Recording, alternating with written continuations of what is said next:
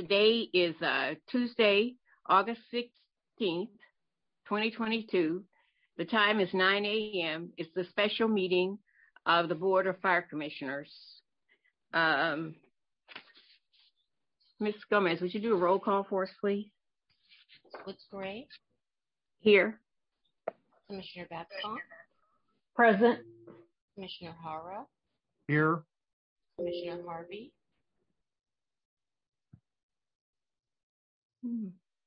Commissioner Ibarra. Present. I'm going to try once more for Commissioner Harvey because he had confirmed that he would be attending. I don't see him sign on. You have a quorum now. I'll know when he is able to connect. Okay, thank you very much. Good morning. Welcome, Chief Hogan. Will you do the pledge and the moment of silence for us, please? I'd be honored. Thank you very much. For those of you who choose, please stand.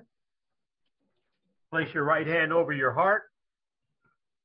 And please, let's begin.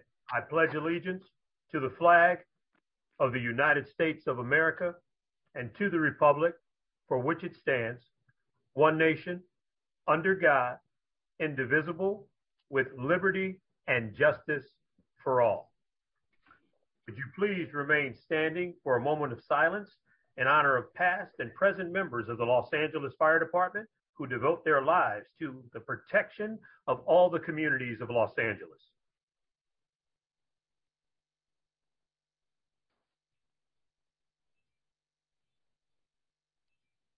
Thank you very much. Madam Commissioner, I give it back to you. Oh, okay. Thank you. I got you. Okay, thank you. Very good. I think we were having some technical difficulties with Commissioner Harvey, so trying to get him straightened out there a bit, but that's fine. I think he's on his way now. Thank you, Chief Hogan. I resent. Ms. Gomez, would you do the rules of the public speaking for us at this time? Yes. Persons may listen to this meeting live by dialing any of the telephone numbers listed on the cover of the agenda for this meeting. Should you dial one of these numbers, you will be able to listen to the meeting, but will not be able to give public comment during the meeting. Anyone wishing to address the Board of Fire Commissioners on any item on the agenda or to provide general public comment should call 1-669-900-9128. When you are asked for a meeting ID, please enter 881-2091-3045, followed by the pound sign. Then press the pound sign again to continue. You will then be joined into the meeting. To alert the board that you want to give public comment, press *9. You will be called on by board staff who may refer to you by using the last 3 digits of the number you are calling from. When unmuted by staff, press *6 and please state your name.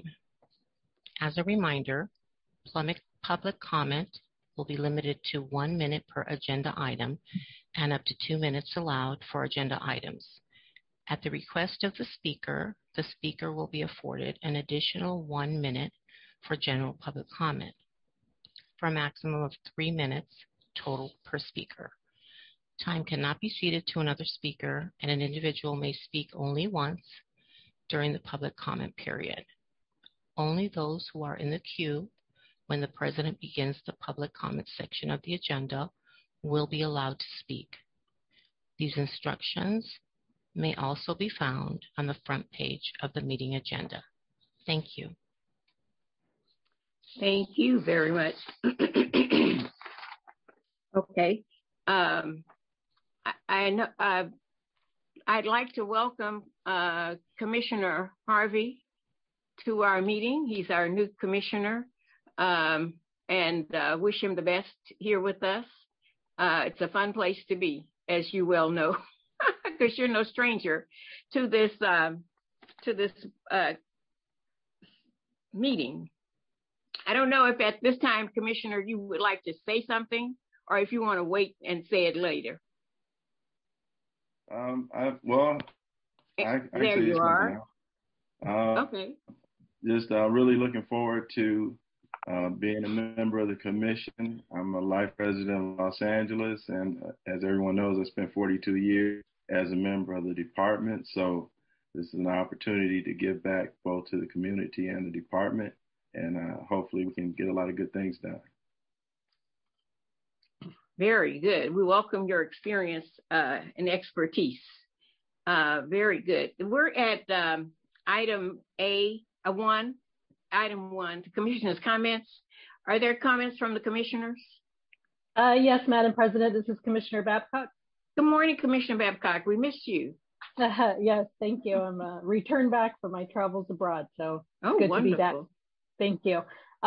Just a few things. Number one, very warm welcome to our fellow commissioner, Commissioner Harvey. Look forward to working with you and gaining the knowledge that you have from your experience on LAFD. I think it's going to be a great addition to this board that we have. We're a strong board. I've been fortunate to be on this commission for a little bit over a year, so I look forward to working with you. Secondly, just want to remind everyone that the Ascot Hills 5K in El Sereno is on September 24th, which directly benefits the Wilson High School LAFD Magnet Program. So if you're willing and able and want to get out there, I recommend it. If not, I know you can still make a donation to the program online if it affords you the opportunity to do so. Finally, I would like to put on the agenda the issue of our board elections, not necessarily to have an election, but just to understand it. When I came on the board a year ago, I think my first meeting, we had a board election. So I don't really know what our rules are for this particular commission and how often we have them, or whether or not we even have to have them. So if I could have city attorney and anyone else do a report. I don't want to take up too much time on the discussion on that today, given that it's not on the agenda. But if we could just have a discussion on the matter of elections for this board and how we go about doing that or not doing that, I would like to understand it better. So it would just be a request to put that on for the next meeting. Thank you. Are there any other comments from commissioners? Yes, on July the 30th, I attended the Stentorian Youth Academy graduation, and with Chief Antoine McKnight, and Gerald Durant obviously was also present, since he's president of the Stentorians, and then Chief Hogan was also there, and it was a great event, I thought. And then on August the 3rd, I had the pleasure of attending the confirmation of Commissioner Harvey. And and his swearing in was great, because there are a large number of firefighters who showed up to witness his confirmation. And then just this past weekend on Sunday, August the 14th, I rode the bandwagon for the Nisei Wheat Parade with Chief Legal. Very good. Thank you, Commissioner Hara, for representing our commission in so many different ways in so many different places. Thank you very much. Commissioner Ibarra. Hi, I just want to welcome. Good morning. Good morning. I just want to welcome Chief Harvey as well to our commission. I know he's going to be an invaluable voice because of his experience and his knowledge, and also, as a lifelong city resident, he has a unique perspective, and I think it's very welcome. I have a couple of things that I want to notice from the agenda. One of them is we used to have a long-standing meeting with the independent assessor about various reports that are ongoing. The last report that we had was one that I requested about sexual harassment claims beginning in 2014. And we heard that report. We also heard of the We heard the department's response to that. I would have liked to have heard it. I'm sorry that I couldn't be here for that. So I'm wondering if we could have that come back so that we could consider that item, and also just the general item of the upcoming reports from the independent assessor. And then also I would like to join Commissioner Babcock's request that we agendize an election.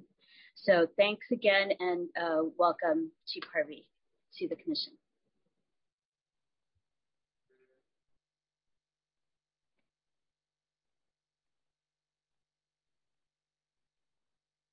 Pardon me, Commissioner Woods Gray. I'm sorry, you were on mute, Miss Ma'am. Thank you. You're welcome.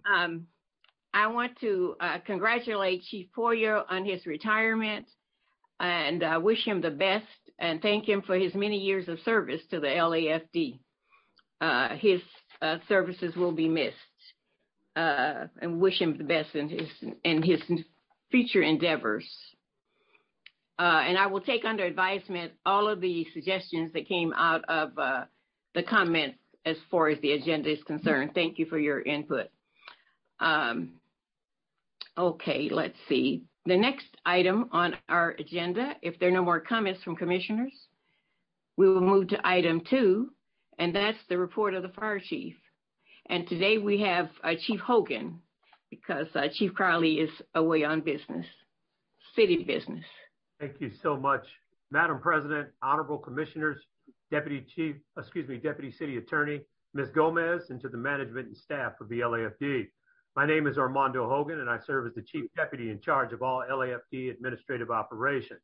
Allow me, if I may, to wish Commissioner Harvey and welcome him to the Board of Fire Commissioners and wish him great success. As Fire Chief Crowley is away conducting the business of the LAFD, I'm honored to be here and share with you her recent meetings, activities, and events. On July 19th, Chief Crowley attended the strategic plans meeting process with our civilian employees. There were probably about 140 plus civilian employees there. So it worked out really good. And we want to thank Chief Drake, who is facilitating the strategic plan and moving that process forward. On July 21st, Chief Crowley attended the General Membership Strategic Plan meeting. On July 26th, she also attended the Strategic Plans process meeting with Council District 3, Councilmember Blumenfield.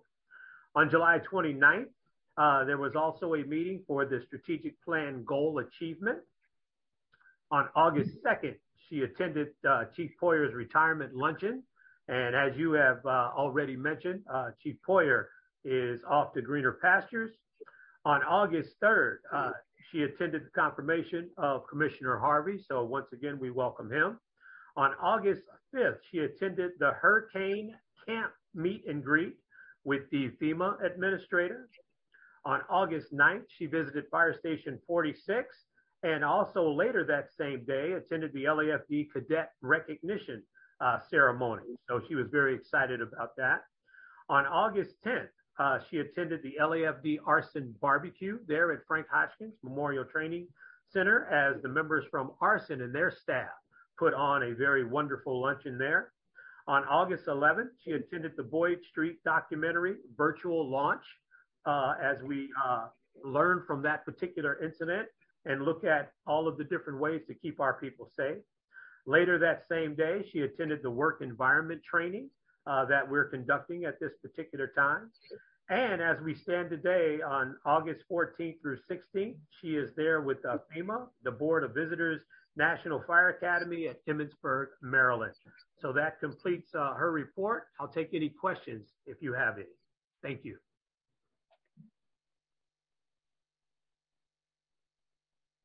Are there any questions from commissioners for the chief regarding his report? Okay, then we move to item B, 2B.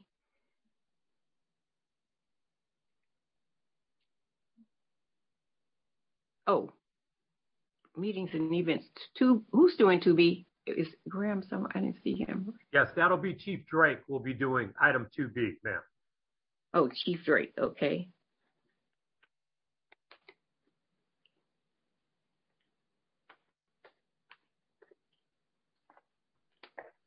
Chief Drake, you can, I unmuted you.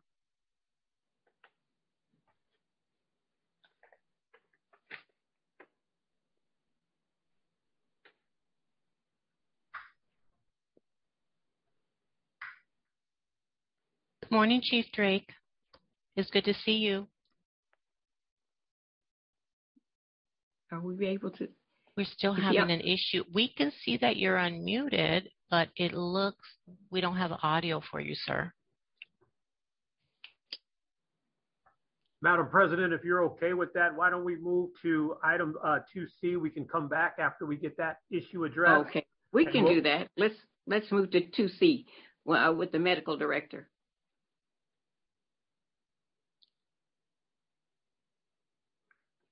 As we all know, technology is strange. Sometimes it works and sometimes it doesn't.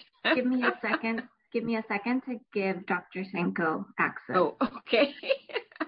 I saw him earlier. I don't see him right now. I don't see Dr. Senko on here. He's under Steve, Miss Ma'am. I've requested to unmute. You got him? Yes, there you go. I see him. You're set. Thank you. Good morning. This is Steve Sanko. You know, for whatever reason, Good morning, it says, Dr. Sanko.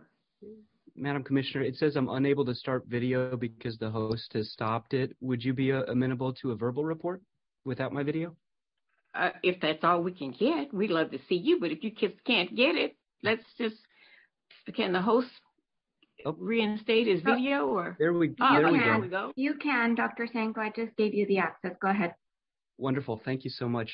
Madam President, Commissioners, Commissioner Harvey, welcome. Dr. Steve Sanko, Professor of Emergency Medicine at LAC USC and Acting Medical Director and Bureau Commander for the EMS Bureau. The following is my verbal report. On August 4th, 2022, at approximately 3 p.m., Rescue and Engine 51 responded to a 41-year-old a 41-year-old mother passing through customs at LAX who suddenly suffered a seizure.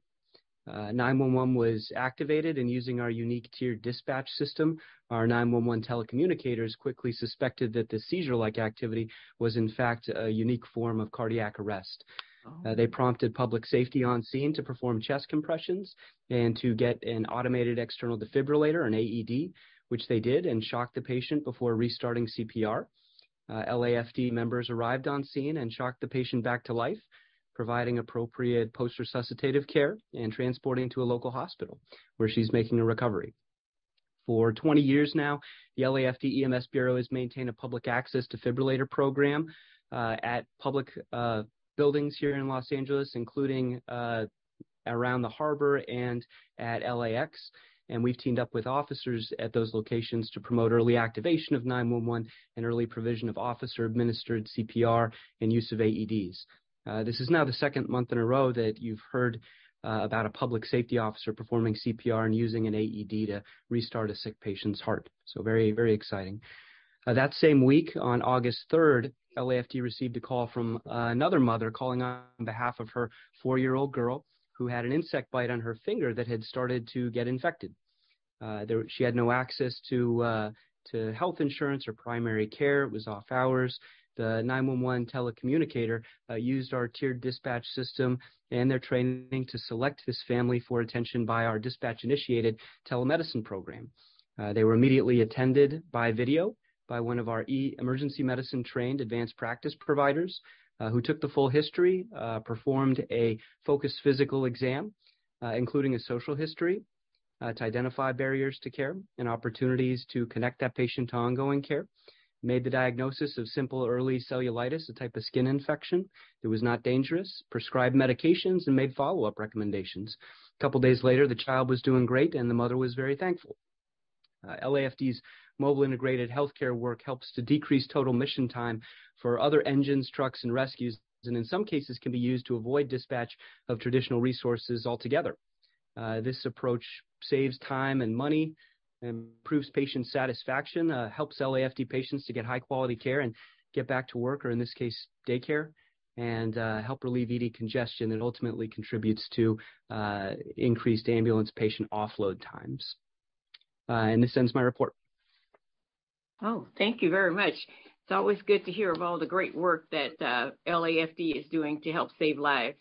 Thank you very much for your leadership. Ma'am. Okay, now, are we able to get Chief Drake? Madam President, this is Chief Drake. Can you hear me? Oh, hi. Congratulations, Chief Drake. I understand congratulations are in order for you. Thank you very much. I appreciate that. Good luck in your new job.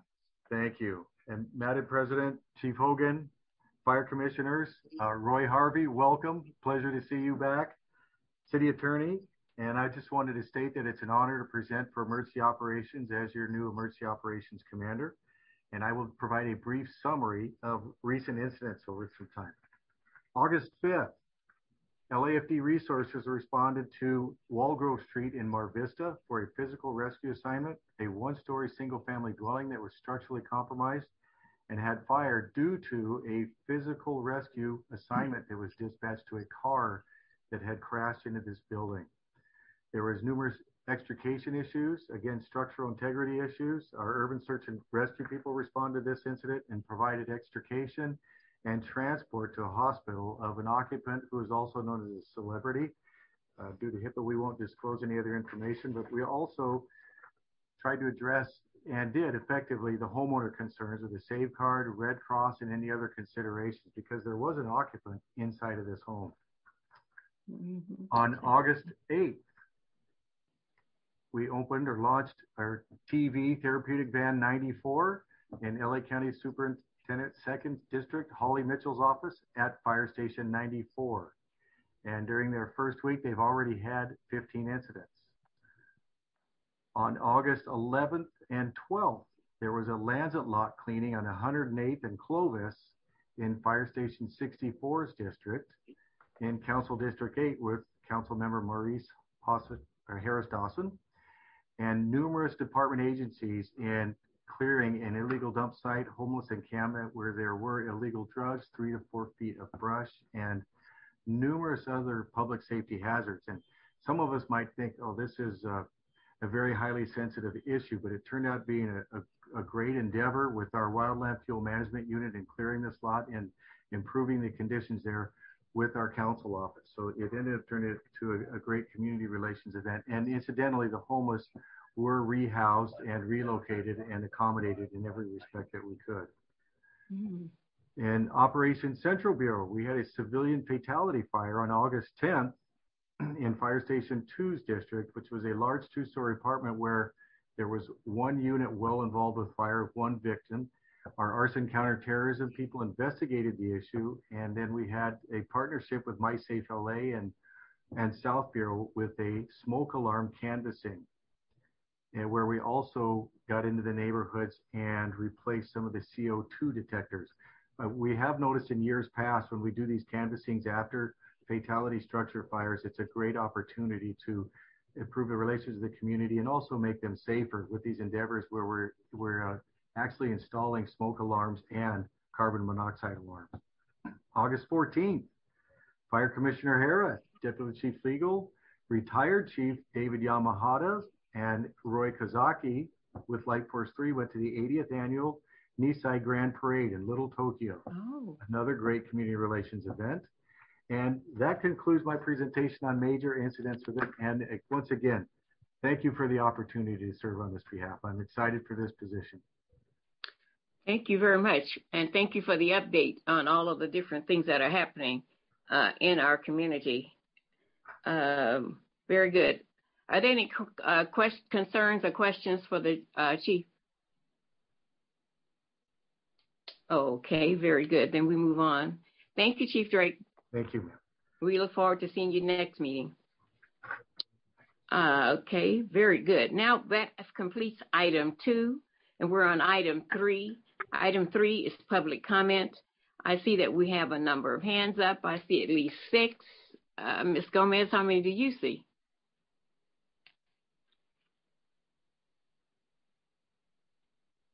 Hello? I see 6 as well. Okay, very good. So, Ms. Gomez, we'll start with the public comment. Good morning. My name is Robert Hawkins. I'll be speaking on all items. Wait, just hold on, Chief, for 1 minute. Captain, for 1 minute. Is Ms. Gomez? Did we lost her? Pardon me, ma'am. Okay. Number ending in 724. I've requested again that you unmute. Okay. Good morning, yeah, sir. This is Robert Hawkins. Good morning. Good morning. This is Robert Hawkins. I'll be speaking on all items.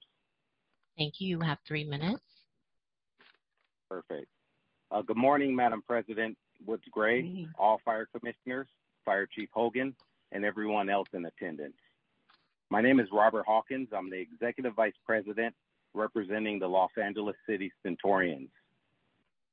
I want to begin by recognizing our newest commissioner, Roy Harvey, who has served over 40 years in the Los Angeles Fire Department.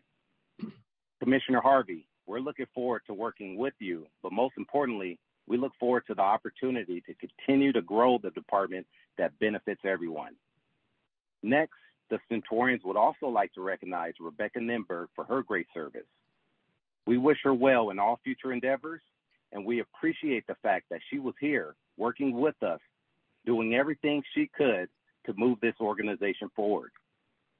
The Centurions are extremely happy with the current leadership of the Fire Commission. We look forward to watching the commission grow and gel and continue to be the leaders of the Los Angeles Fire Department. The Los Angeles City Centurions will continue to work with all stakeholders to do everything we can to recruit individuals that are reflective of all communities we serve. We will be actively involved in helping our department be the best it could be for every firefighter in the LAFD. Thank you. I yield the rest of my time. Thank you for your comments. Number ending in 438. I've requested that you unmute. Good morning. Thank you. Can you hear me? Yes, I can. What item or items will you be speaking to this morning? I would like to speak on all agenda items, please. 3 minutes. Please begin. Thank you. Good morning. My name is Cynthia, and first of all, I'd like to offer a warm welcome to Commissioner Roy Harvey. I know you'll be able to do great things as part of the Fire Commission, and we are very glad you're here. Next, I'm not sure why we have to have a report given a second time just because a commissioner misses a meeting. Can't you just listen to the recording of the meeting like everybody else for that information? Seems like it would save a lot of time. Anyway, I was on vacation last month, so I listened to the recording of the commission meeting, and I was appalled at the impertinent performance by Union President Freddie Escobar. First of all, Freddie, remissful is not a word.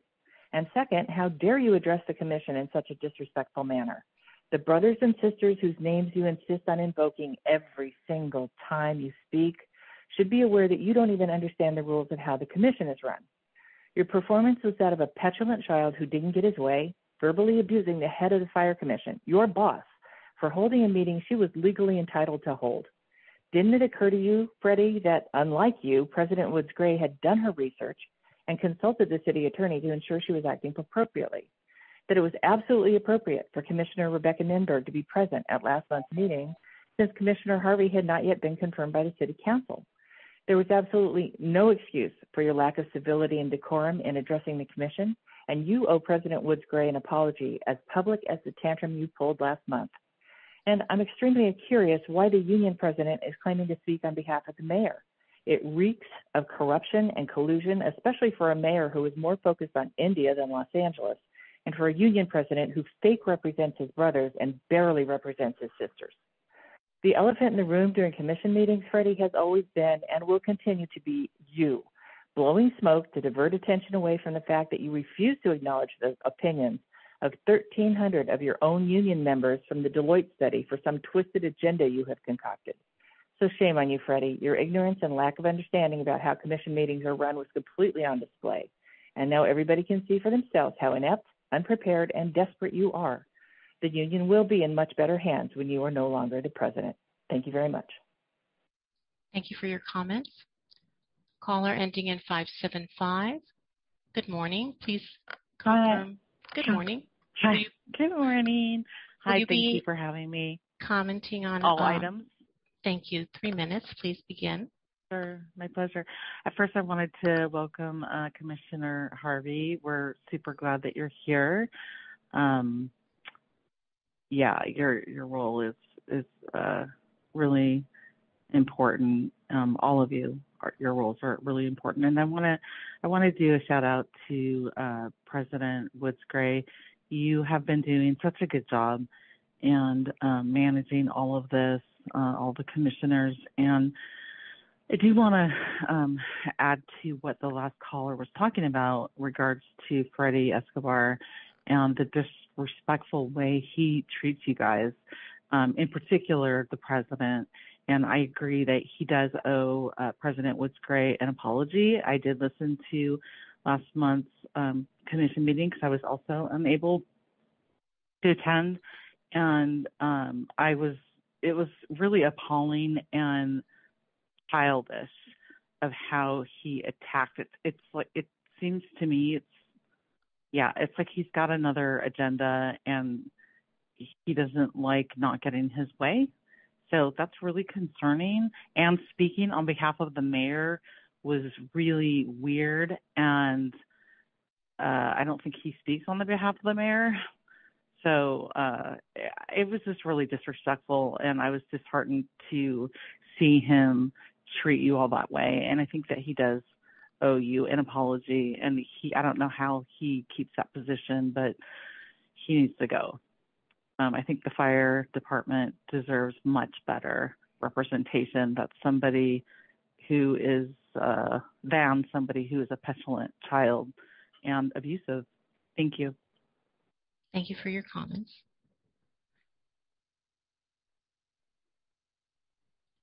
Number ending in 960, I've requested that you unmute.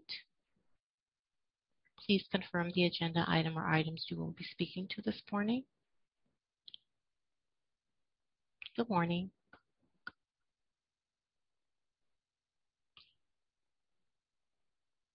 Number ending in 960, you are unmute. Please press *6. Oh, hello. Good morning. Please confirm the agenda item or items you will be speaking to this morning. That will be all agenda items. Thank you. You have 3 minutes. Please begin. Thank you so much, Madam President, all the fire commissioners, all people in attendance. My name is Lauren Andrade. I'm a fire captain for a neighboring fire agency. I just wanted to congratulate Roy Harvey on his appointment as commissioner, and thank you for your 40 years of service. Certainly will be a great addition to the fire commission out in LA. Also, President Jimmy Woods Gray, I just wanted to say what a fantastic job you've done up to this point leading this commission and just really trying to make LAFD more inclusive and professional and respectful of all people. That being said, President Escobar, wow, that was next level in the way you're speaking to so disrespectfully a commissioner. I, as a union member for the last 20 years, I can honestly tell you that I would be so ashamed if you were my president and having to speak to a civilian commissioner that is volunteering their time that has been a union member probably since before you were born. 46 years working in LAUSD. And also, too, do your due diligence at least before you actually try to say that somebody is, breaking a rule or a white elephant in the room when you didn't even check the city charter yourself, and that Commissioner Nimberg should be there no matter what. That is in the city charter, which is made for the people by the people. I am super grateful for this commission, and I yield the rest of my time. Thank you. Thank you for your comments. There was one number that I had previous to this one, but it seems to drop off. It was area code 541 ending in number 305. I do not see you anymore. I don't know if you dropped off accidentally or just chose not to comment. So I will go on to the last number we have ending in 105. I've requested that you unmute. Please confirm the agenda item and items you will be speaking to. Freddie Escobar, all agenda items. You have 3 minutes. Please begin. All right. Good morning, everybody on Zoom. Freddie Escobar, President of United Firefighters of LA City, representing over 3,400 sisters and brothers of the LAFD. I'd first like to congratulate Chief Deputy Drake. Your AOs did a good job on training you, and congratulations. And at the same time, welcome Mr. Roy Harvey on behalf of the over 3,400 members that I'm honored to represent. UFLAC looks forward to working with you on all Fire Commission related matters. We know that you will bring new ideas and solutions that will serve to strengthen and improve our department. And for the record, I'll continue to spot you 10 points on the court. So thank you very much for that. UFLAC would also like to thank outgoing Commissioner Rebecca Nimber for her service to the city and to the men and women of the LAFD. As mentioned many times before, UFLAC supports the hiring and retention of highly qualified candidates while maintaining the rigorous standards of the LAFD. Our organization has always been a strong supporter of the goals outlined under the Gender Equity Plan. Over the years, UFLAC have ecstatically participated and championed the Fire Magnet Program, the Girls Camp, and the Cadet Program because we too believe that our department should be reflective of the city that we serve. I know in the past there has been some people, including a former member of this commission, who advocate for a no-fail academy. This is something that UFLAC will never support. Previous drill towers report have shown that we could produce diverse new firefighters without ever sacrificing safety standards. In recent drill tower classes, we have been much higher levels of new women and African-American firefighters. In order to improve the overall staffing crisis within the department, we should be hiring new firefighters on a year-round basis.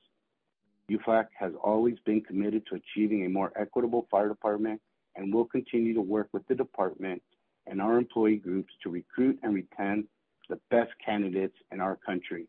Thank you very much for your time.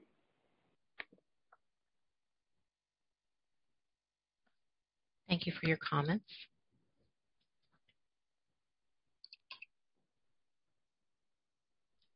Did you find the lost call? No, it did not. The person did not call back, and I'm rechecking now, but I don't see any hand raised, and I don't see that number. So maybe their comments were already addressed by someone else. Okay. Okay, very good. Then we're moving on to item 4. First of all, thank you to all the people who had public comments. Comments are appreciated. Item 4, the determination on the Government Code Section 54953E1. Commissioner Harvey, you're probably the only one who may not have been participating and have heard of this before, but this is a governmental code that we have to vote on every 30 days to continue our meetings virtually. But it's a decision that the commission, the board has to make at every meeting. So is there a motion or discussion on item 4A? Is there a motion? Can I just go back to commissioner comments? We do not comment on commissioner comments. Okay, well, I'll just go on this item. I think I've stated my position about this before. I think we should go in person. I also, when I ask for a report to be heard because I'm not here, it's not just that I need to hear it. Excuse me, Commissioner, that's commenting on commissioner comment. I mean, as a commissioner, I just want to vote on the item. The item is 4A, determination under Government Code Section 549. So I'm not just looking to hear something, I'm looking to vote on it. So thanks. Okay, are there any other comments on this particular issue? We still have an issue as far as I'm concerned with COVID. Although I know that many of the practices have been changed over the last week in LA County, I know that we still have a number of deaths and a high number of over 1,000 hospitalizations as of yesterday. And so my position is that I would like to continue to do the virtual meetings for a while longer to see exactly where we're going. Hopefully in September, October, that this thing just kind of like it will get better. But we keep having super spreader events in LA County until I don't know what's going to happen here. Okay, very good. Does anyone else have a comment or is there a motion? Yes, Madam President, this is Commissioner Babcock. Yes, Commissioner Babcock. Yeah, so I agree with you. I think, my stepdaughter recently just got COVID herself for the second time. So it's definitely going around. It's prevalent. I myself am back to attending events. I've traveled internationally and domestically, so I'm comfortable with it. One of the main things I do believe that would be important for us to consider to start to go back in person, hopefully sooner than later, or at least a hybrid, is to hopefully just get back to some opportunity to see each other in person, and not only among the commissioners, but among the general public, folks that have been able to be in our meetings via Zoom. It would be great to see you in person and have better discussions and hopefully diminish some of this tensions that we've had, not only across the board, but between the unions, between the public. It would be great to see people's faces, and I think that's important as a government body to start to consider to honor that. So I, in this particular case, will be voting to go back in person. I just wanted to verbalize mine. So thank you.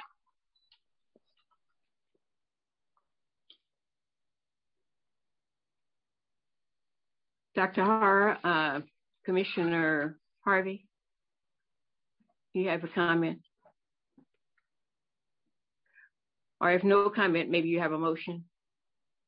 I believe that Commissioner Harvey's screen, it looks like on my end that it's frozen. There you are, sir. I see you. He is. Okay. He's on an 881 number. Okay, let's make sure you're unmuted. I see that your regular video. I gave him. Thank you, Miss Ma'am. Now, can he talk? Okay, you're on now, sir. We can see you.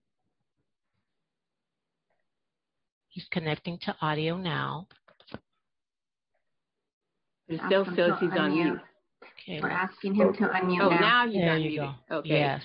I'm sorry, I had a very unstable connection. I switched over to my phone. Hopefully it'll hold. Are we voting yet, or are we still doing comments? We're discussing whether to remain on the virtual for another 30 days. And if you have no discussion, we're waiting either for a motion or. Just to be clear, we do need a motion to go for another 30 days, and then we can. Right, we need we need a motion. We have to have a motion.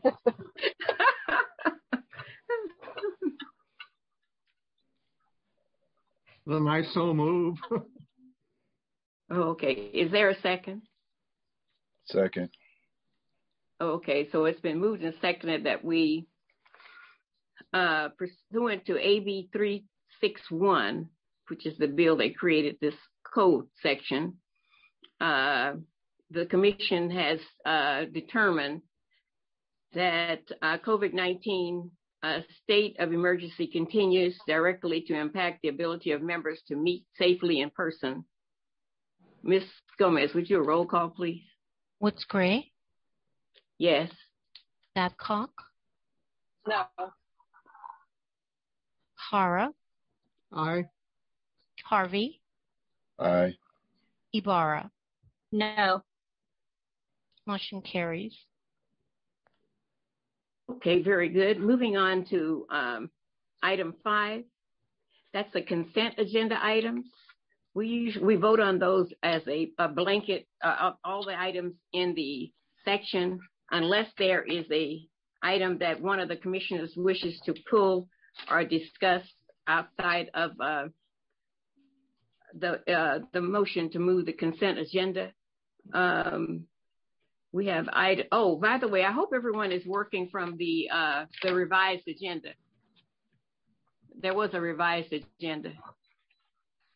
Because what it did, it added an extra item to the consent calendar, which is item J.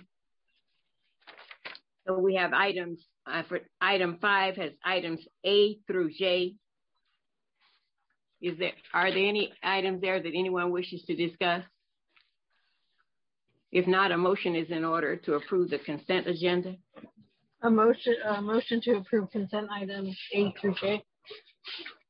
Is there a second? Second.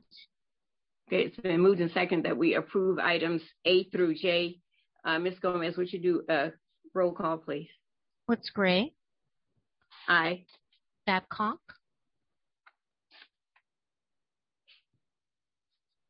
She's muted. Yes. Aye. Yes. Thank you. Hara? Aye. Harvey? Aye. Ibarra? Yes. Motion carries. Okay, very good. Thank you very much. We are now moving on to the regular agenda items. Item A, I believe,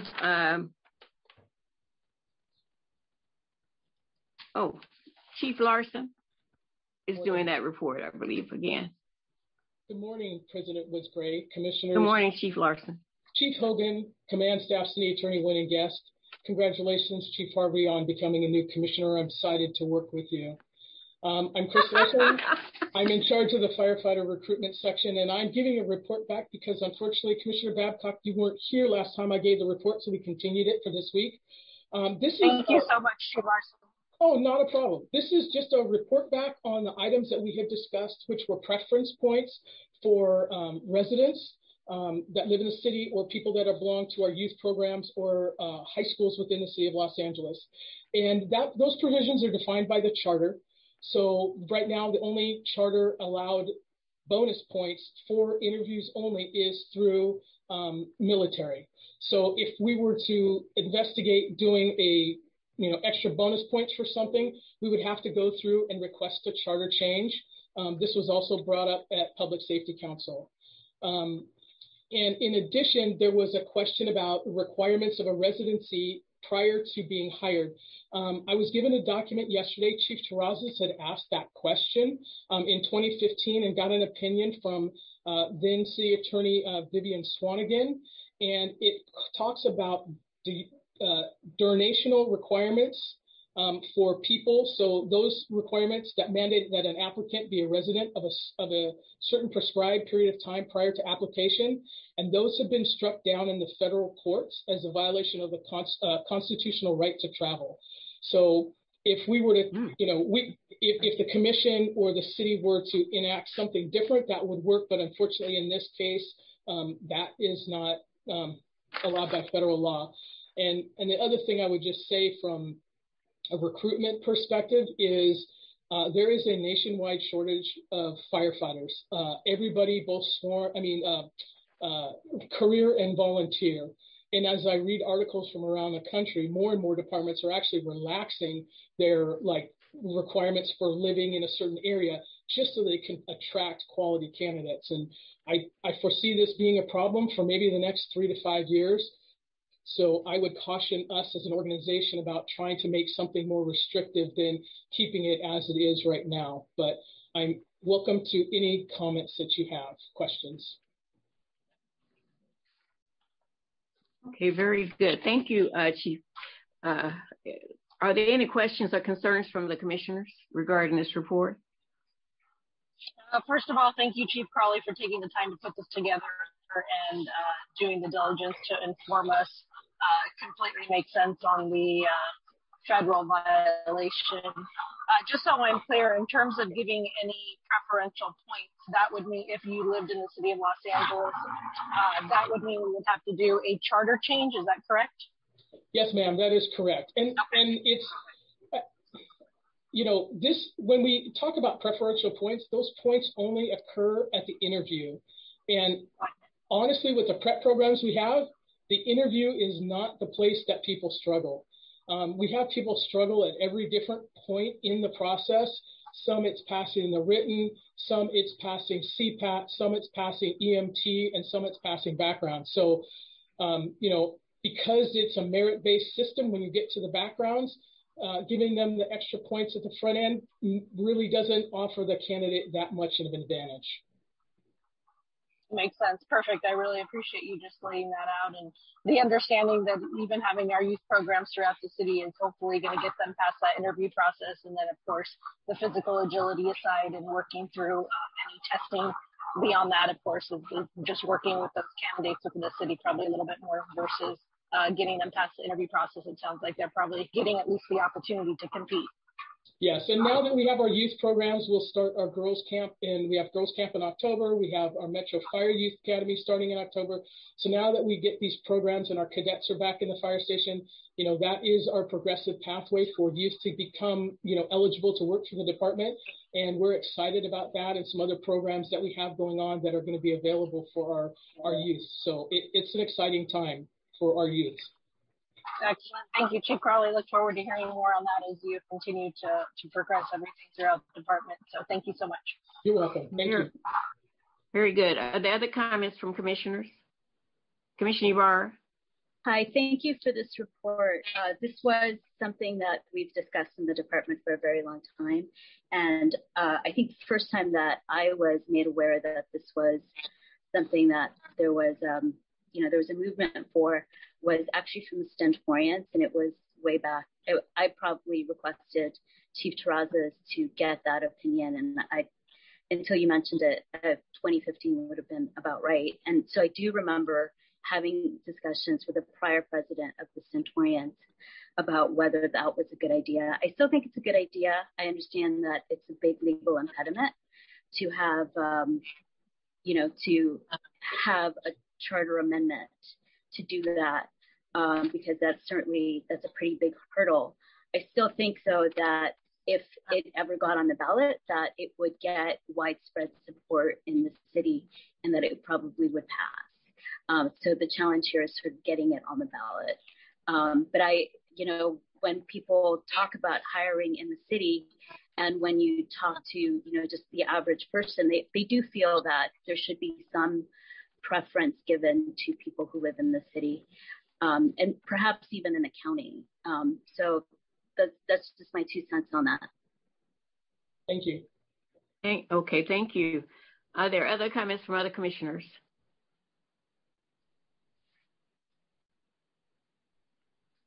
Well, I can weigh in. Okay, Chief Harvey, Commissioner Harvey. From a historical perspective, I think the reason they relaxed the residency requirement was to cast a wider net, specifically to try to recruit more women. And it's had some success, but by now narrowing the pool that we draw from, I think it'd put us at a disadvantage. That is true. That is something. Thank you very much for that and for the input. That's something to think about. Okay, very good. Thank you very much, Chief, for that report. You're welcome. You're a trooper. You are a trooper. Keep up the good work that you're doing over there. And we look forward to seeing you the next time we have an update from your department. You're welcome. Thank you, Madam President. Very good. Now we'll move on to is there a motion to receive and file? Item A. So moved. Is there a second? Second. Okay, it's been moved and second that we receive and file item A, BFC 22-063. Ms. Gomez, would you do a roll call, please? What's great? Aye. Excuse me. Babcock? Yes. Hara? Aye. Harvey? Yes. And Ibarra? Yes. Motion carries. Thank you very much. Okay, moving on to the next item, 6B. Chief Everett, is that your report? Yes, ma'am. Good morning, Chief Graham Everett. Good morning, Madam President, Commissioners. Welcome to Commissioner Harvey and Acting Fire Chief Armando Hogan, Linda, and Letty. My name's Graham Everett. I'm a Deputy Chief, and I serve as the Chief of Staff. Before you today is our monthly projections of paramedic field vacancies.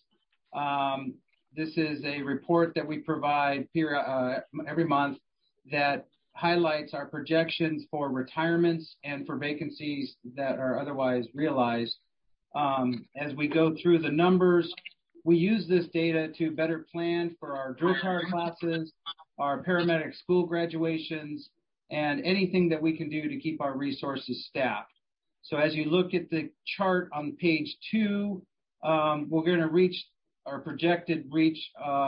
highest number of vacancies total in September of 22. And then it drops down a little bit based on, some graduations and things like that. But we kind of bounce around the paramedic vacancies around 50 to 70 until we get into the later months of next year. When we get into November of next year, we have 75 paramedic vacancies anticipated. And then in January of 24 is going to be a high number for paramedic vacancies where we reach the century mark where we'll have 100 paramedic vacancies, and it goes up from there. Again, these are projections based on retirements, based on promotions, and there's notes below that provide you with kind of the rules that we follow in our projections, so that's how we kind of determine these numbers. They are anticipated because of the drop program that we have, and also because the rate of promotions that we can anticipate that paramedics will be promoting through the ranks. And so that leaves the vacancy at the firefighter paramedic level. So there are some plans that the fire chief is working on with the help of Chief Drake, Chief Hogan, to work on these numbers to make sure that we're able to staff our resources appropriately, and those are all in the works. So happy to answer any questions. Again, this is a recurring report. It comes back monthly. Mm-hmm. The report has it's a little scary along the way there, as we look at the numbers that we need to fill. Is it any way to have a report on the remedies that you're thinking of trying for the shortages? I know that you're probably thinking of different ways to work on this. Is it possible that the commission could have a report on any remedies that would give us some comfort that we might have another way? Yes, ma'am. So to address these specific issues, we've reported back on a couple of items. If you recall, we did a report on the promotional timelines. Those promotional timelines for the exams speaks directly to these projections. So as we map out retirements, we also have to map out when the exams are going to take place and factor in the vacancies that those promotions will create. So we've already started to address it with the commission by providing some of those reports as they come available. As more of these plans come available and they're vetted out on the direction the fire chief would like to go, we absolutely will report that to the commission. I do recall that particular process. So if we had the people to hire, do we have the money to hire them? This year's budget, we were provided funding for 300 recruits, and the department is working very hard to get all of those recruits through the academy and graduate as many as possible to fill these vacancies. Okay. And we'll continue. In the next fiscal year, we're going to continue to ask. That's usually the number one budget request, is to make sure our drill towers are maintained, because we know we have this attrition issue and the staffing issue. So that's usually the number one request on the budget ask. And I'm sure that that is a high priority for the fire chief on next fiscal year as well. Okay, thank you. Are there any comments, concerns, questions from the commissioners on this report?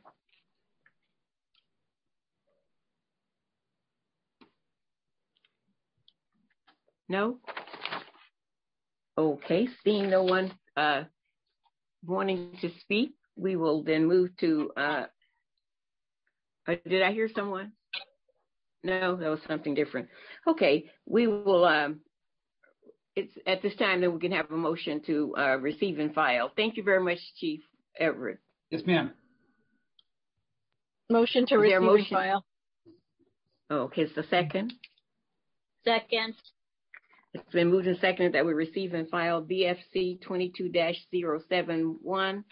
Ms. Gomez, would you do a roll call, please? Woods Gray? Aye. Babcock? Yes. Hara? Aye. Harvey? Aye. Ibarra? Yes. Motion carries. Okay, thank you very much. Now we'll move on to item 6C. 6C, I believe that is Battalion Chief Justin Moore. Yes, ma'am, it is. Okay. Good morning, Chief Moore. Morning. Good morning, Madam President, Board of Fire Commissioners. Good morning. Deputy Chief or Deputy City Attorney, Executive Staff.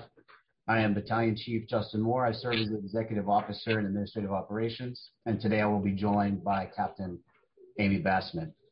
I will be providing a verbal report that is the annual update of the Gender Equity Plan.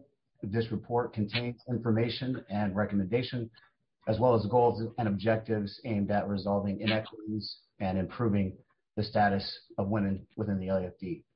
This report specifically focuses on 3 areas, which are recruitment, work environment, and professional development. The LAFD has been paying distinct attention to the recruitment of women since 2014.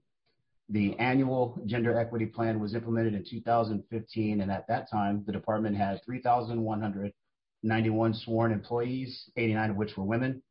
Today, we have 3,356 sworn employees, 121 of which are women. So although the percentage improvement overall in the last 7 years has been slight, the total number of women increase is significant.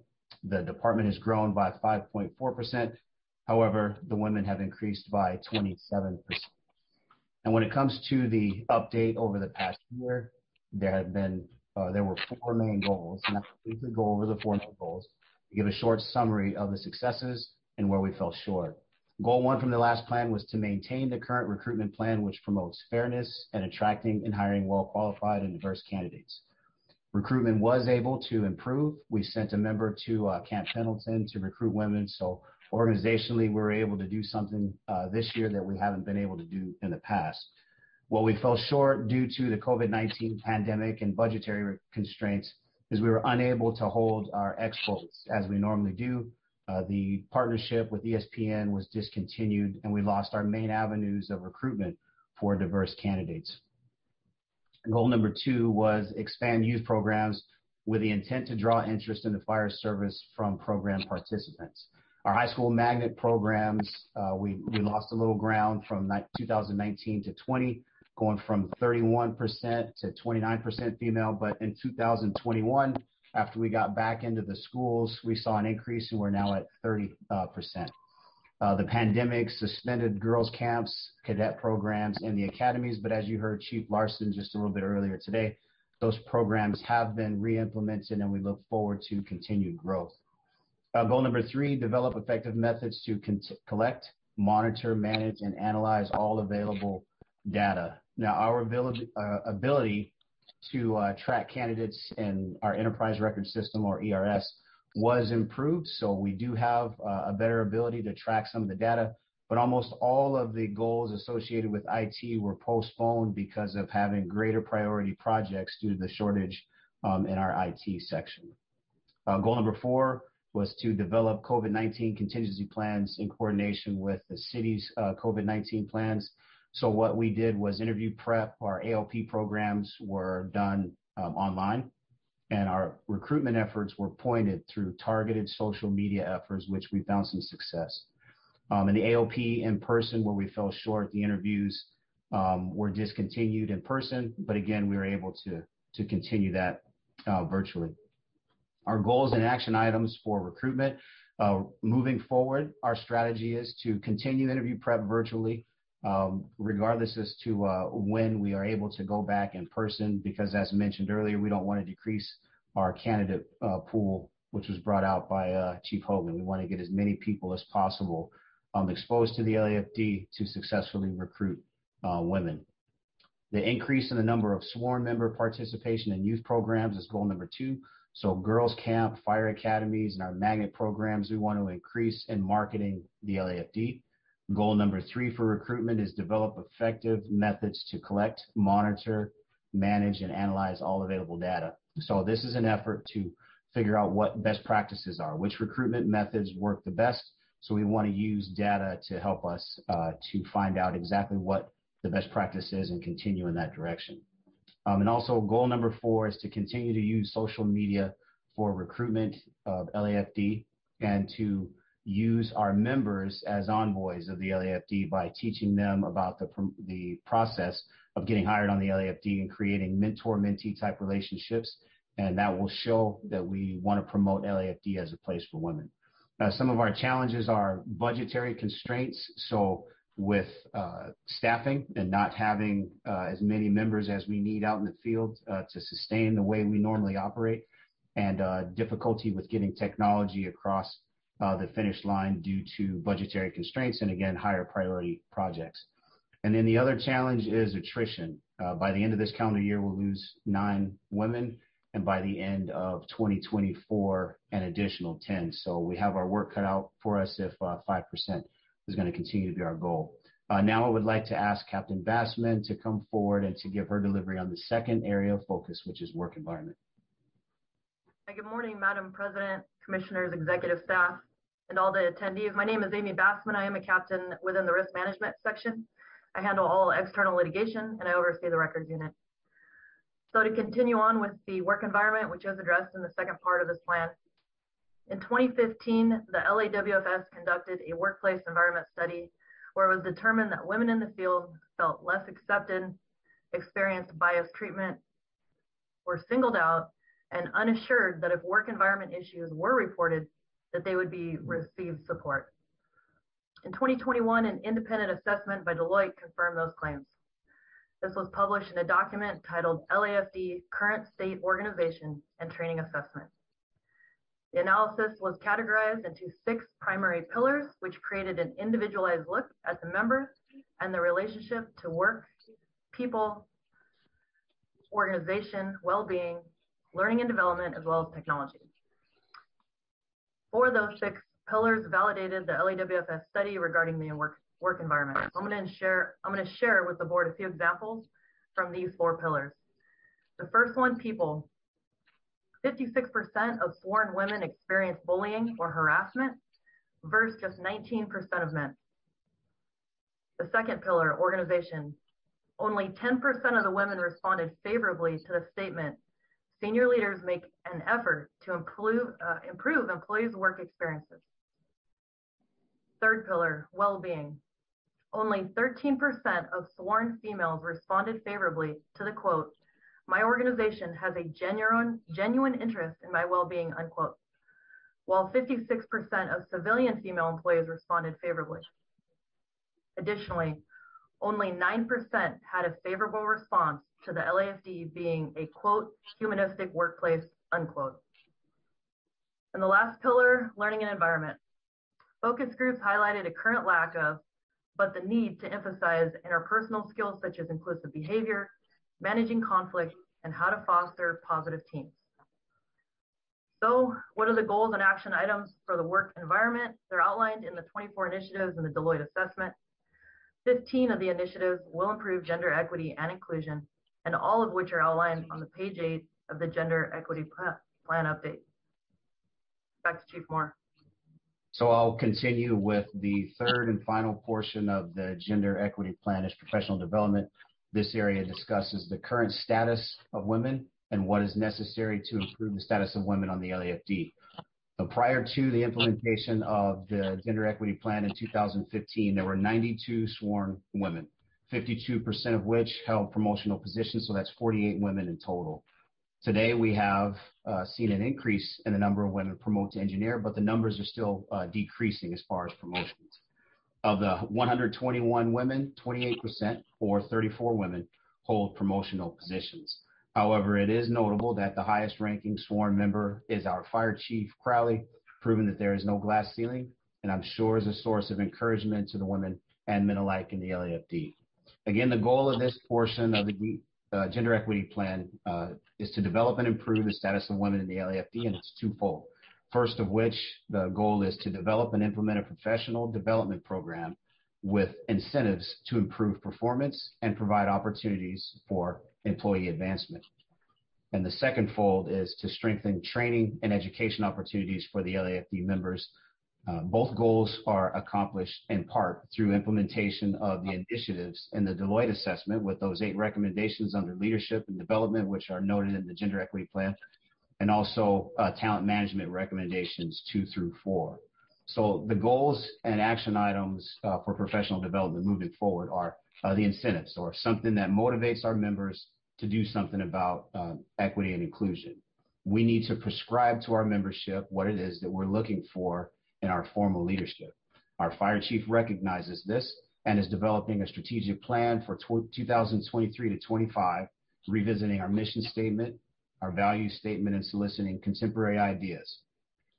So it has also been recognized, but it is also imperative that we place value in promotions of gender equity by cultivating, fostering, and advancing equity in genders.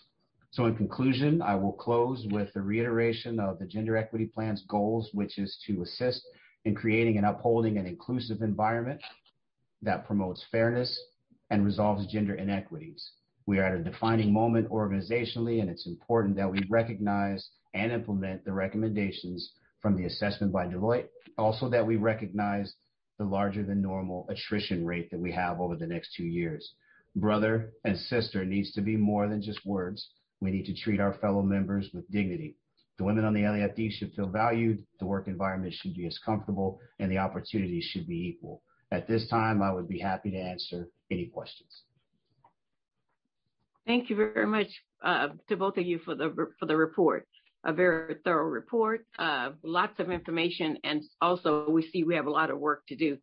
Commissioner Ibarra, did you have comments or questions? Yeah, I do. I have both. Thank you to both of you for the report. It's actually very thorough. I have one is just a general comment, which is that progress here is slow, but it's definitely progress. So we're moving in the right direction. There's always room for improvement, especially in this area.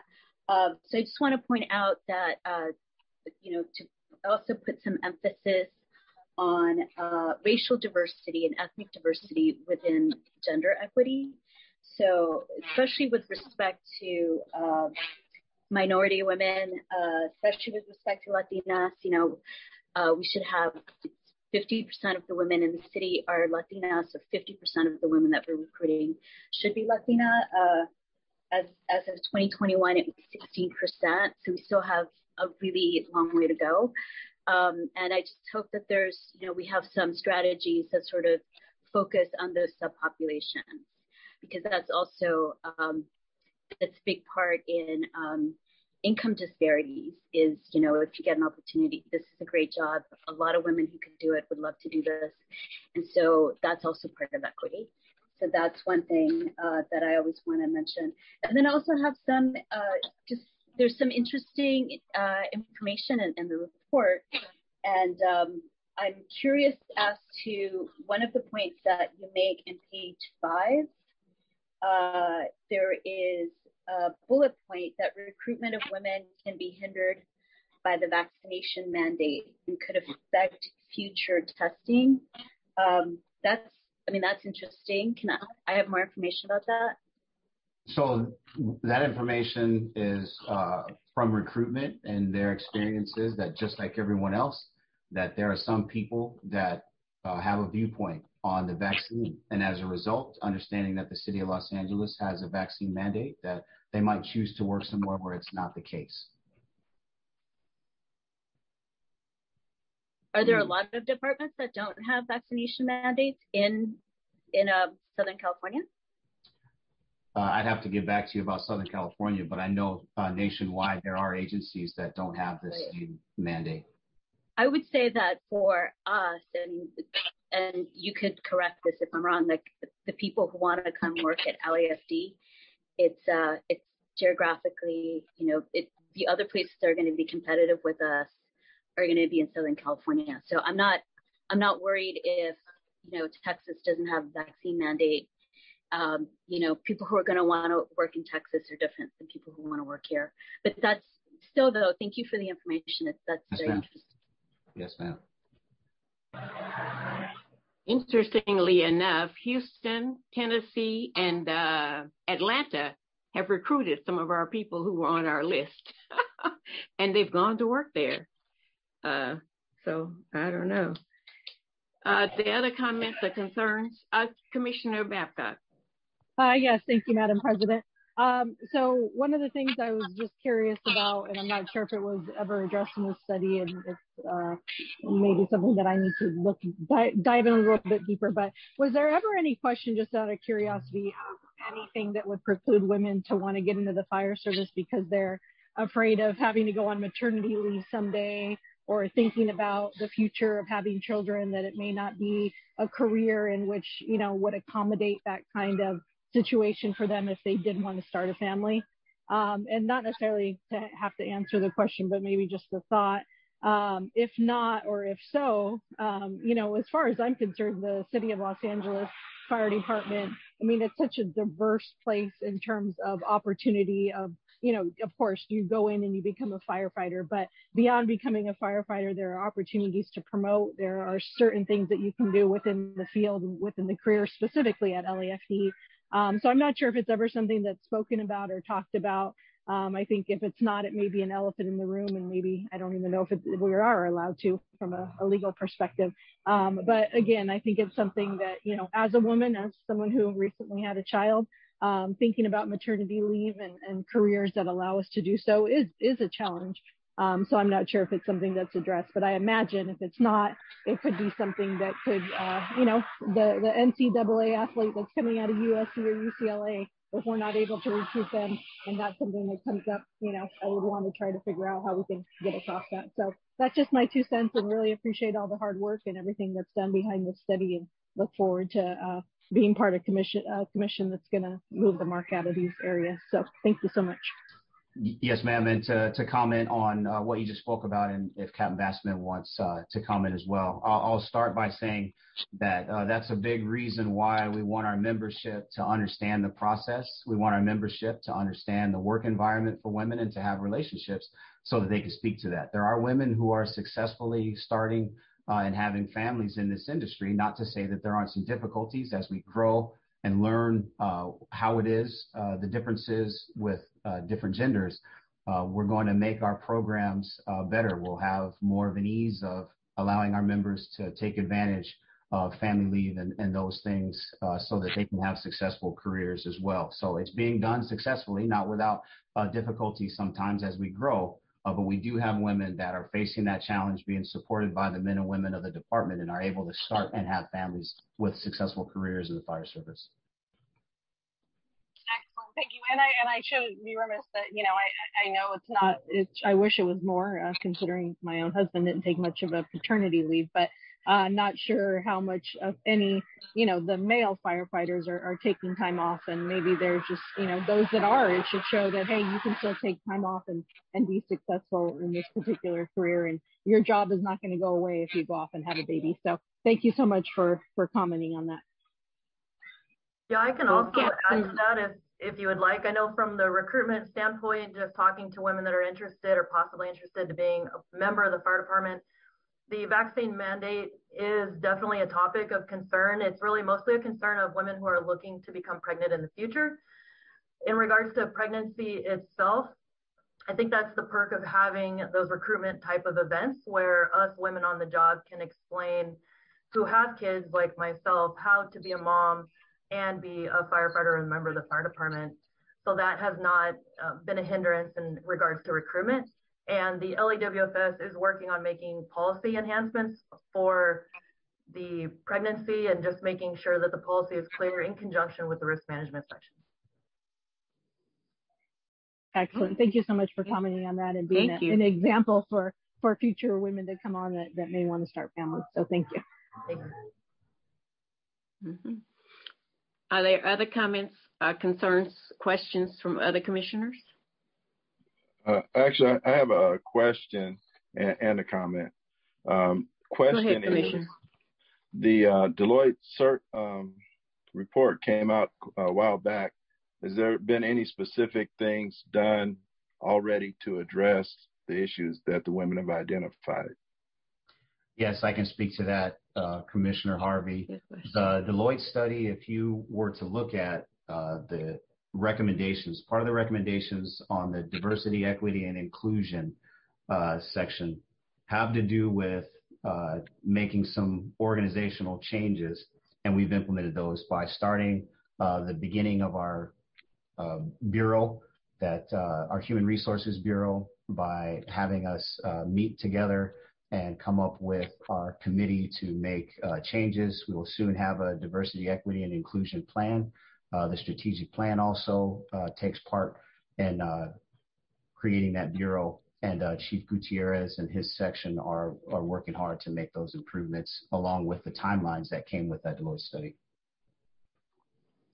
Okay, and then just a statement is, with Chief Crowley being an example that there's no glass ceiling, we need to be very careful and remain vigilant on making sure that the ladder to the top continues to exist, because a lot of organizations that have had issues in the past, once they get one person to be successful, tend to roll up that ladder and point to the person that's been successful as the example, and then take away all the other avenues that have been set up to help people succeed. So we need to be really careful with that. Yes, sir. And to answer your question more specifically, Very good comment. If you look at the report under systemic equity and inclusion, the first bullet point identified the leadership pursuing equity. The DEI vision is also being worked on and is about finished. And the DEI committee has been created and is working on the vision and mission statement. Okay, thank you. Very good. Are there any other concerns, comments, or questions from other commissioners? Okay, very good. Then seeing none, I want to thank Captain Batesman for participating in this report today and demonstrating, showing our leadership from our female side there. Thank you very much for being here. And Chief Moore, thank you very much for the report. Together, you guys gave a very thorough and informative report, which we appreciate. And we look forward to you continuing to, with the work to carry out this program, because it's just beginning. Yes, ma'am. Although it's been a while, it's just beginning. And when you do the professional development, do you ask for input from the members, or is there a survey or something so that you pick items that are most relevant for them? How do you develop your professional development? The professional development is going to be addressed by committee. There's stakeholders, there's representatives from internal in the organization, okay, all ranks and all time on the job. So it's a coalition of our membership. Oh, okay. And so they will develop that, and then it will be presented. Yes, ma'am. Okay, very good. Of the Deloitte study as well. Oh, good. That's great. Glad to have everybody being involved. That's wonderful. Makes it much more effective. Thank you very much. Commissioners, is there a motion to receive and file this report? So moved. Second. Is there a second? Second. Okay, it's been moved and seconded that we receive and file BFC 22-077. Ms. Gomez, would you do a roll call, please? Woods Gray. Aye. Babcock.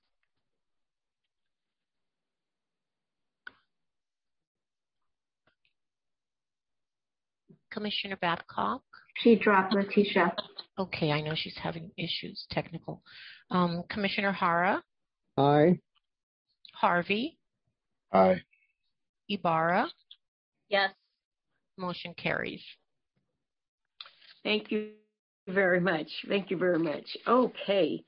The next item is item 6D, which is our regular report from Chief Graham Everett on the COVID vaccination. Welcome again, Chief. Good morning again, Commissioners. Today's vaccine status numbers for you.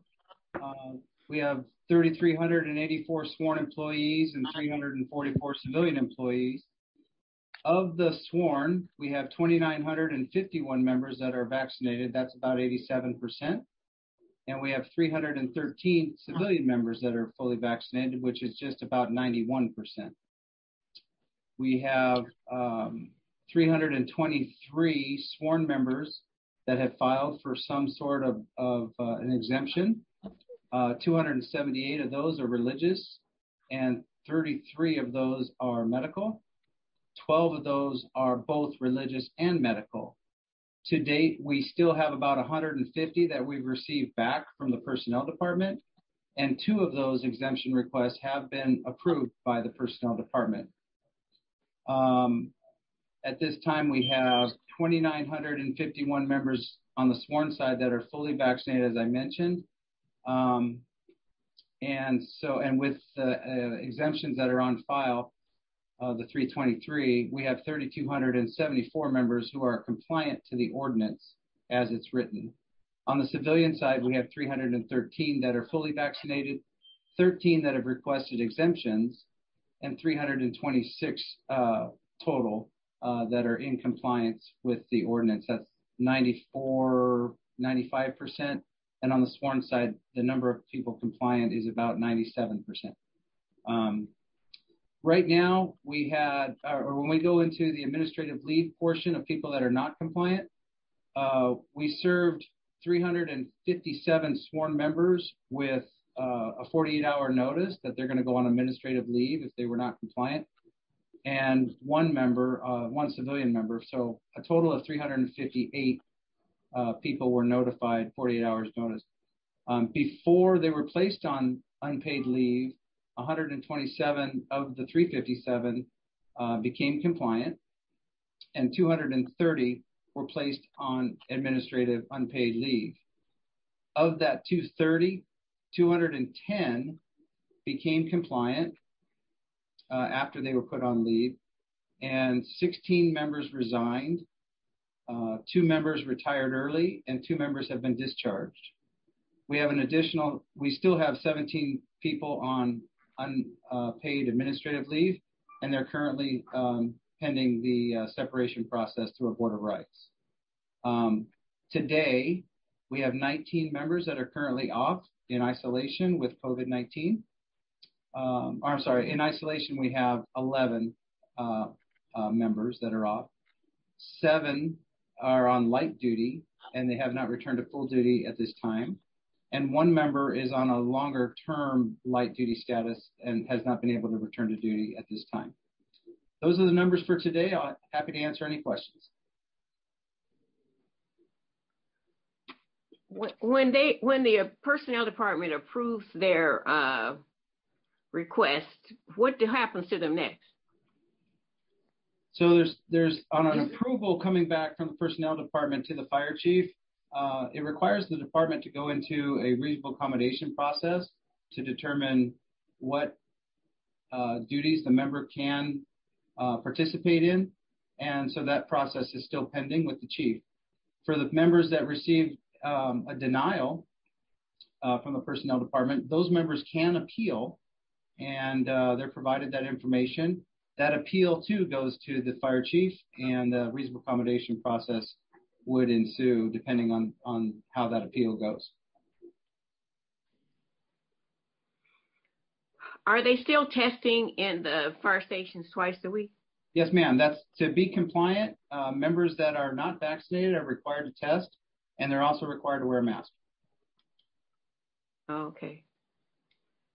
Very good. Are there any questions, concerns from other commissioners?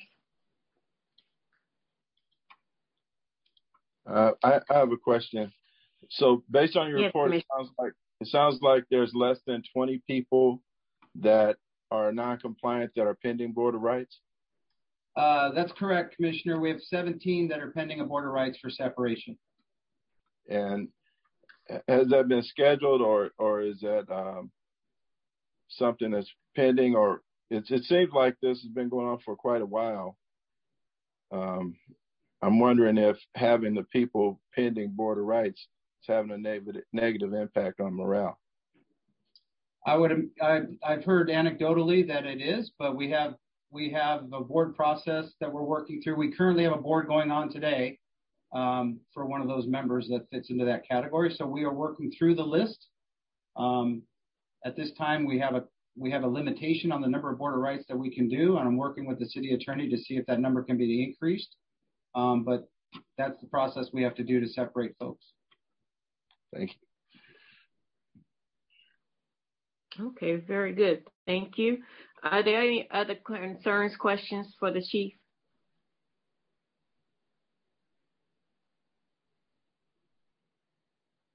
Okay, seeing none. Thank you, Chief Everett, for your report. Yes, ma'am. And that is the last item on the agenda. That item is a verbal report, so therefore it does not need a motion of any kind. It's just a verbal report. Okay, very good.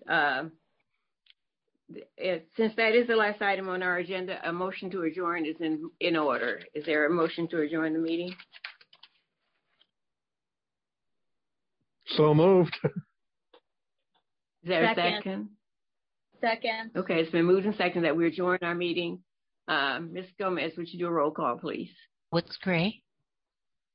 Aye. Babcock. Hara. Aye. Harvey. Aye. Hanibara. Yes. Motion carries.